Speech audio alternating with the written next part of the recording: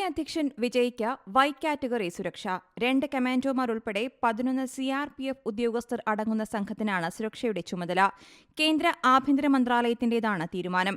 വിജയുടെ ചെന്നൈയിൽ നടക്കാനിരിക്കുന്ന റോഡ് ഷോയിൽ അദ്ദേഹത്തെ തല്ലണമെന്ന് നിർദ്ദേശിച്ചുകൊണ്ട് ചിലർ അടുത്തിടെ എക്സിൽ പോസ്റ്റ് പങ്കുവച്ചിരുന്നു. തുടർന്നാണ് ഈ തീരുമാനമെടുത്തതെന്നാണ് റിപ്പോർട്ടുകൾ. സംഭാഷണവുമായി ബന്ധപ്പെട്ട ഒരു ഓഡിയോ ക്ലിപ്പ് സോഷ്യൽ മീഡിയയിൽ വൈറലായി. വിജയ് തന്റെ പാർട്ടിയുടെ അടിസ്ഥാന സൌകര്യങ്ങൾ ശക്തിപ്പെടുത്തുകയും തെരഞ്ഞെടുപ്പ് തന്ത്രങ്ങളിൽ ശ്രദ്ധ കേന്ദ്രീകരിക്കുകയും ചെയ്തിരുന്നു. മുൻ ആന്ധ്രാപ്രദേശ് മുഖ്യമന്ത്രി ജഗൻമോഹൻ റെഡ്ഡിയുടെ ശ്രമങ്ങൾക്ക് സമാനമായി സംസ്ഥാന വ്യാപകമായി ഒരു റോഡ് ഷോ നടത്താനും അദ്ദേഹം പദ്ധതിയിട്ടിട്ടുണ്ടെന്നാണ് റിപ്പോർട്ടുകൾ. കൃത്യമായ തീയതിയും വിശദാംശങ്ങളും ഇതുവരെ പ്രഖ്യാപിച്ചിട്ടില്ല.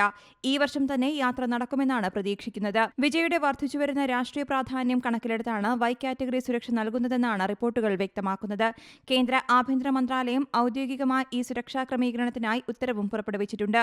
സംസ്ഥാനത്തിനുള്ളിൽ 8 മുതൽ 11 വരെ CRPF ഉദ്യോഗസ്ഥരുടെയും സായുധ ഗാർഡുകളുടെയും ഒരു സംഘം വിജയ്ക്ക് സംരക്ഷണം ഒരുക്കുമെന്നും റിപ്പോർട്ടുകൾ വ്യക്തമാക്കുന്നു. News desk C Malayalam news. പുതിയ വാർത്തകളും വിശേഷങ്ങളും ഇനി വിരൽ തുമ്പിൽ. എല്ലാ ഡിജിറ്റൽ പ്ലാറ്റ്ഫോമുകളിലും ഇപ്പോൾ സി മലയാളം ന്യൂസ് ലഭ്യം.